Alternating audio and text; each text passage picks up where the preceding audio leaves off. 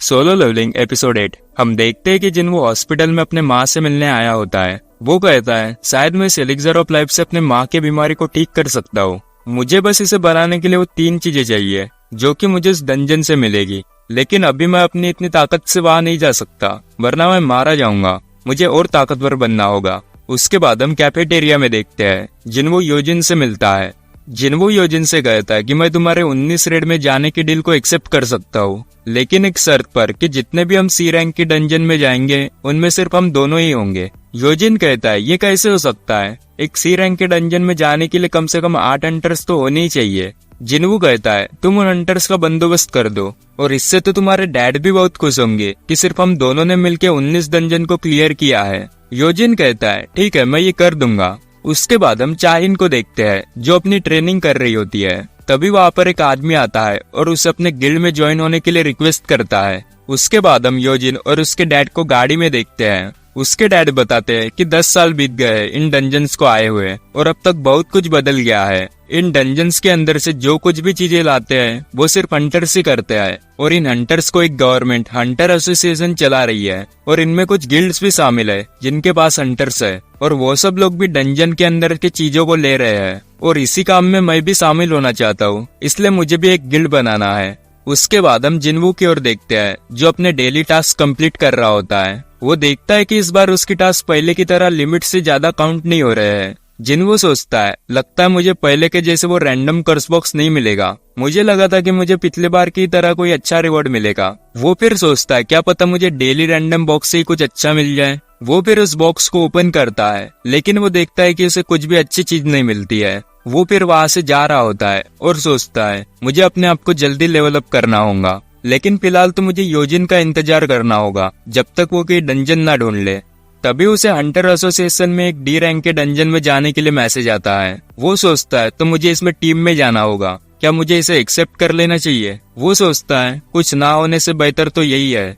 उसके बाद हम एक डोजो की ओर देखते हैं जहाँ सॉन्ग अपने एक स्टूडेंट को तलवारबाजी सिखा रहे होते हैं। वो स्टूडेंट कहता है आप तो बहुत ज्यादा स्किल्ड हो। तभी सॉन्ग को एक सी रैंक के डंजन में बुलाया जाता है। सॉन्ग कहता है लगता है मुझे अब जाना होगा। उसका स्टूडेंट कहता है तो क्या आप रिटायर नहीं होना चाहते। सॉन्ग कहता है नहीं, जब तक मैं जिंदा हूँ तब तक मैं इस दुनिया के काम आना चाहता हूँ। उसके बाद हम किम की ओर देखते हैं। उसे भी डंजन में बुलाया जाता है। उसकी बीवी कहती है तो क्या तुम फिर से वही जा रहे हो, तुम्हें पता ही है ना कि पिछली बार क्या हुआ था। किम कहता है हमें पैसे की बहुत जरूरत है और वैसे भी वो एक हादसा था, तुम चिंता मत करो, ऐसा अब दोबारा नहीं होगा।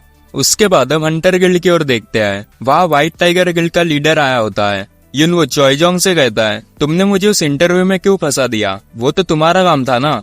चॉयजोंग कहता है हाँ, पर मुझे ऐसा लगा कि तुम उस काम के लिए अच्छे हो इसलिए मैंने ऐसा किया। युनू कहता है तो बताओ तुमने मुझे यहाँ क्यों बुलाया है। चॉयजोंग कहता है तुमने अभी एक नए गिल्ड के बारे में सुना ही होगा जो हंटर्स को ले रहे हैं। युनू कहता है हाँ, उन्होंने मेरे कुछ हंटर्स को भी लेने की कोशिश की है। वो कहता है ये बात छोड़ो और काम की बात बताओ। उसके बाद हम जूही की ओर देखते हैं। उसे अपनी माँ का कॉल आता है। वो कहती है अगर तुम्हें अपना काम नहीं जम रहा है तो तुम वापस आ जाओ। मैंने सुना है कि तुम एक बी रैंक के हंटर हो लेकिन तुम ज्यादा कुछ कर नहीं पा रही हो। जूही ये सुन के कॉल काट देती है और कहती है मुझे एक और बार खुद को चांस देना चाहिए। उसको भी फिर एक डंजन में जाने के लिए रिक्वेस्ट आती है। उसके बाद हम देखते हैं कि युनू वापस जा रहा होता है और वो चाहिन से भी मिलता है। चाहिन फिर चॉयजोंग से मिलती है। वो कहते हैं कि मुझे एक नए गिल्ड में शामिल होने के लिए ऑफर आया है। चॉयजोंग कहता है तो क्या तुमने उस ऑफर को मना कर दिया। चाहिन कहती है हाँ, मैंने उसी वक्त मना कर दिया। वो कहती है कि मैंने युनू को बाहर जाते हुए देखा, वो यहाँ क्यों आया था। उसके बाद हम कुछ समय पहले का सीन देखते हैं। चॉयजोंग युनू से पूछता है तो तुम्हारा जेजू आइलैंड पर क्या कहना है। युनू कहता है तुम आखिर अब इसके बारे में क्यों पूछ रहे हो। चॉयजोंग कहता है जैसा कि जो पिछली रेड हुई थी वो फेल हो गई थी, इसलिए अब उस आइलैंड को सील कर दिया है। पिछले बार जो हुआ वो मैं भूल नहीं सकता, इसलिए मैं अब चाहता हूँ कि हम उस आइलैंड को क्लियर करें और इसके लिए मुझे और भी लोगों की जरूरत पड़ेगी और मैं चाहता हूँ कि हमारे साथ और भी लोग जुड़े। वो कहता है तुम भी ऐसे चाहते होगे ना, पिछले बार वहाँ तुम्हारे दोस्त भी मरे थे।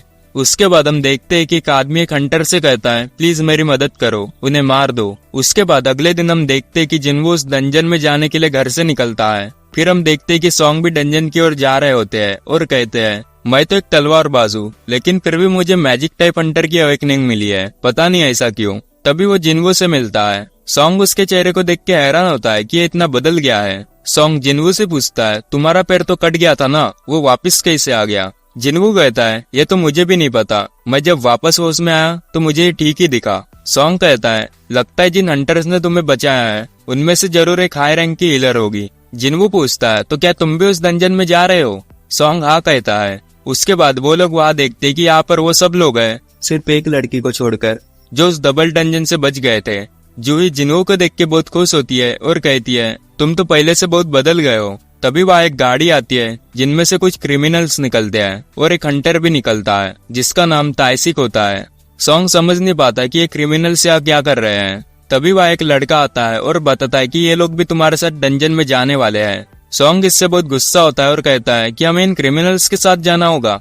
वो लड़का कहता है भले ही वो क्रिमिनल्स है लेकिन वो हंटर्स भी है और वैसे भी ये आम बात है कि ये लोग डंजन में जाकर अपनी सजा को कम करते हैं और तुम उनकी चिंता मत करो। वो तीनों क्रिमिनल सी रैंक के हंटर्स है और उनके साथ एक बी रैंक का हंटर भी जा रहा है। अगर वहाँ कुछ गड़बड़ हुई तो वो सब कुछ संभाल लेगा। जिन्वू को कुछ गलत लग रहा होता है और वो जूही से कहता है कि तुम अंदर मत आना। जूही कहती है क्या तुम अंदर जा रहे हो? जिन्वू कहता है हाँ मैं जा रहा हूँ। जूही कहती है तो मैं भी अंदर जाऊंगी। जिन्वू कहता है ठीक है। ताइसिक फिर उन तीनों क्रिमिनल्स की हथकड़ी खोल देता है और फिर वो सॉन्ग के पास जाकर पूछता है तो बताओ इस रेड को कौन लीड करेगा? सॉन्ग जिन्वू से पूछता है क्या मैं लीडर बन सकता हूँ? जिन्वू कहता है हाँ बिल्कुल। सॉन्ग उसे एक और चांस देने के लिए शुक्रिया कहता है और कहता है जितने भी लोग पिछले बार बचे वो सब तुम्हारी वजह से ही थे, इसलिए मैं उन सब से तुमको शुक्रिया कहता हूँ। सॉन्ग बाकी सब लोगों से भी पूछता है क्या वो लीडर बन सकता है। बाकी सब लोगों को भी कुछ प्रॉब्लम नहीं होती और वो सब फिर डंजन के अंदर जाने के लिए तैयार होते हैं। और इसी के साथ हमारा एपिसोड यहीं पे खत्म होता है।